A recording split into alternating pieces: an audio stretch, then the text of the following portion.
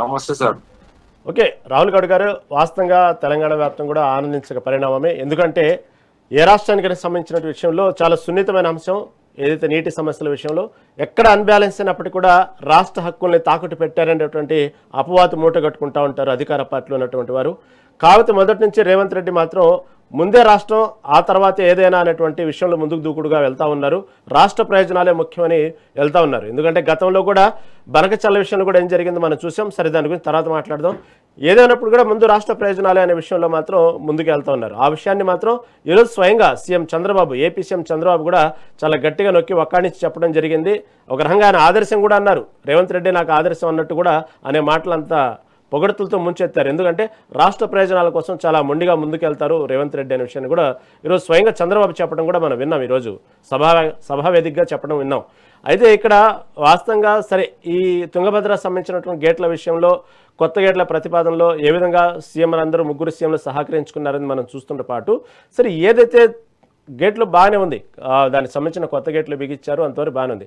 కాకపోతే ఏదైతే మొన్నటి వరకు కోల్పోయినటువంటి నీటి సామర్థ్యం ఉందో తుంగభద్రలో, అవి కోల్పోయాం కదా, మళ్ళీ దాన్ని గేట్లు అమర్చడం వల్ల కోల్పోయినటువంటి నీటి సాంద్రతను మళ్ళీ మనం రికవర్ చేసుకునే అవకాశం ఉందా?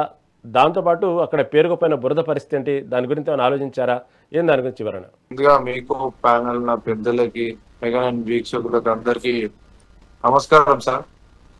ఈరోజు చూస్తూనే ఉన్నాం, తుంగభద్ర డ్యామ్ దగ్గరికి వెళ్ళి ముగ్గురు రాష్ట్ర ముఖ్యమంత్రులు ఈరోజు ఒకే వేదికపై ఈరోజు చేయడం చాలా సంతోషకరం. దానికి కేంద్ర మంత్రులుగా ఉన్న జలశాఖ మంత్రి గారు వారు కూడా సంపూర్ణంగా స్వాగతించి తుంగభద్రకి ఈ రోజు ఏవైతే వాటా ప్రతి ఒక్క రాష్ట్రానికి రావాల్సిన వాటన్నిటిని ఈ రోజు చేయడం కూడా బీజేపీ ఉన్న కేంద్ర మంత్రి గారికి కూడా మా యొక్క ధన్యవాదాలు. తెలంగాణ ప్రజల తరపు నుంచి, మూడు రాష్ట్రాల తరపు నుంచి, కాంగ్రెస్ పార్టీ తరపు నుంచి. సో ఈ రోజు రేవంత్ రెడ్డి గారు కూడా ఈ రోజు ఎన్నో రోజుల నుంచి కలలు అన్నారు. ఆ కళ ఈ రోజు నెరవేరింది. తెలంగాణ ప్రజల కళ, ఆంధ్రప్రదేశ్ రాష్ట్ర ప్రజల కళ, కర్ణాటక ప్రజల కళ. ఈ రోజు ఎప్పుడు చూడు మనం అన్నదమ్ముల్లో ఉండటం, సడన్ గా ఎందుకో కొన్ని పార్టీల అధికారంలోకి రానే, కొన్ని పార్టీలకు అధికారం పోగానే ఈరోజు ఒక్కొక్కరు ఒక్కొక్క స్థాయిగా, ఓర్వలేని స్థాయిగా ఎదిగిపోయారు. కానీ ఈ రోజు రేవంత్ రెడ్డి గారు అనుకున్నట్టు, చంద్రబాబు గారు నాయుడు గారు అనుకున్నట్టు, కర్ణాటక డికే శివకుమార్ గారు వారి ఒప్పందం, వారి మనసు ఎలా ఉందో ఈ రోజు ఆ మనసు తీరుగానే ఈ రోజు మన వాటా అక్కడ ఈ రోజు మాట్లాడడం అంటే చాలా గొప్ప అంశం. చరిత్రలో ఇది తెలిసిపోతుంది. ఎందుకంటే ఒక ముఖ్యమంత్రి రారు సార్, ఇంకొక ముఖ్యమంత్రి పిలిస్తే వస్తుండొచ్చు, కానీ చర్చలకి వచ్చిరు అంటే అది ఎంతవరకు పాసిబుల్ అవుతుందో దేశ ప్రజలందరూ చూసారు, అన్ని రాష్ట్ర ప్రజలు చూసారు. ఈ రోజు మనకి ఏ వాటా అయితే కావాలనుకున్న ఆ వాటా తీరుగా మనకి ఈ రోజు అందిస్తారు అంటే చాలా అభినందనీయం. సో ఒక ముఖ్యంగా దానికి ఎందుకు ఈ రోజు చర్చ రావడం తుంగభద్ర అని చెప్పి నేను ఒక పాయింట్ తీస్తే, మీరు చూసే ఉంటారు 33 స్పిల్వే గేట్స్ ఈ రోజు ఓపెన్ చేయడం, దానికోసం ఈ రోజు చర్చగా ఒక హాట్ టాపిక్ గా ప్రతి ఒక్క రాష్ట్రం నడుస్తుంది. ఈ స్పిల్వే 33 గేట్ల ఓపెన్ కి ఈ ముగ్గురు ముఖ్యమంత్రులు వచ్చి అక్కడ ఓపెన్ చేయడం కూడా చాలా సంతోషకరం. రేవంత్ రెడ్డి గారు ఒక మాట అన్నారు సార్, మీరు చూసే ఉంటారు ఇందాక వీడియోలలో, పంచాయతీ కావాలా, సమస్య పరిష్కారం కావాలా అంటే నేను సమస్య పరిష్కారమే కావాలని కోరుకుంటున్నా అని చెప్పి ఒక రాష్ట్ర ముఖ్యమంత్రిగా రేవంత్ రెడ్డి గారు ఆ మాట అంటే గొప్ప నియం సార్. అదే విధంగా ఇరు రాష్ట్ర ముఖ్యమంత్రి వారు కూడా యంగ్ డైనమిక్ లీడర్ అని చెప్పి రేవంత్ రెడ్డి గారిని పొగడం, కర్ణాటక ముఖ్యమంత్రి గారు, అదే విధంగా చంద్రబాబు నాయుడు గారు ఏ విషయంపైనా రేవంత్ రెడ్డి గారు సహకారం అందిస్తూనే ఉంటారు, రాజకీయ విభేదాలు పెట్టుకోరు అని చెప్పి అనడం కూడా గొప్ప నియం.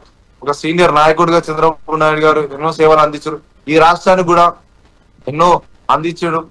ఆ వ్యక్తిగా తెచ్చుకొని ఆయన ఒక శిశువుడుగా ఈ రోజు నుంచి అంచలంచలు ఎదిగి ఒక ముఖ్యమంత్రి ఎదిగి ఈ రోజు గురు శిశువులతో ఎంత అదృష్టం సార్. ఆ అదృష్టాన్ని ఎవరికి రాదు అసలు, అది చాలా అదృష్టం. అదే విధంగా ఈ రోజు మనం ఎక్కడైతే నష్టపోయినా 119 ఆ పిల్లర్ ఏదైతే ఆ విధంగా కుంగిపోవడం, దాన్ని రిపేర్ కావడం ద్వారా ఈ రోజు ఈ చర్చ రావడానికి కూడా ఒక సంతోషకరమే. దానికి ముఖ్య కారణం ఏంటంటే సార్, మెయిన్ పాయింట్ అంటే లక్షలాది మంది రైతుల సమస్యలు ఈ గేట్ లో పునరుద్ధరించబోతుంది. అదే విధంగా గద్వాల్, అలంపూర్, పాలమూరు జిల్లా ప్రాంతాల్లో రాజబోలి బండ డైవర్షన్ స్కామ్ ఆర్డిఎస్ కేటుకు కేటాయించిన 17.9 టీఎంసీలో నీళ్లు కేవలం మనం వాడుకునేది 5 నుంచి 6 టీఎంసీలో ఈ నీళ్లు మాత్రం రైతాంగం వాడుకుంటుంది సార్. మిగతా నీళ్ళని వృధా అయిపోతుంది. వాటిని అన్నిటి దృష్టిలో పెట్టుకొని ఈ రోజు ఏదైతే ఒప్పందం పెట్టుకొని ముఖ్యమంత్రులు చర్చగా ఈరోజు ఒక సభ పెట్టుకున్న సభ వేదికంగా గద్వాల్ సారీ ఆ చర్చనీయాంశంగా వీటన్నిటిని గద్వాల్ అలంపూర్ ని వీటన్నిటికి తాకుండా పోతుందని చెప్పి వీటన్నిటిని వృధా అయిపోతున్నాయి ఈ నీరు అని చెప్పి వాటి దృష్టిలో పెట్టుకొని ఈ రోజు సభ పెట్టడం, ఆ సభకి జనాలు రావడం, ఆ జనాలలో ఒక చైతన్యం నింపి ఈ రాష్ట్రాలు మనం అన్నదమ్ములు లెక్క ఉన్నాం, ఎన్నడైనా విడిపోక ముందుకు ఎలా ఉన్నామో విడిపోయినా కానీ అలానే ఉండాలని చెప్పి రేవంత్ రెడ్డి గారు ఒక చైతన్యం తీసుకొచ్చాను సార్. ఇంకొక మాట రేవంత్ రెడ్డి గారు సభ ఎండింగ్ లో కూడా అన్నారు సార్, రైతుల కోసం రాజకీయాలు అతీతంగా ముందుకు నడవాల్సిన బాధ్యత మనందరి పైన ఉంటుంది. అంటే రాజకీయంగా వస్తే ఎన్నికలప్పుడు రేవంత్ రెడ్డి గారు ఒకటే మాట చెప్తారు, ఎన్నికలప్పుడు ఎవరిదైనా ఎన్నికలు పార్టీలు ప్రజాప్రతినిధులు ఎవరు ప్రతిపక్ష పార్టీ అధికార పార్టీ కొట్లాడుకునే ఉంటాయి. ఈ రోజు ప్రతిపక్ష పార్టీలకి ఎంతో కన్నెరగైతున్నది.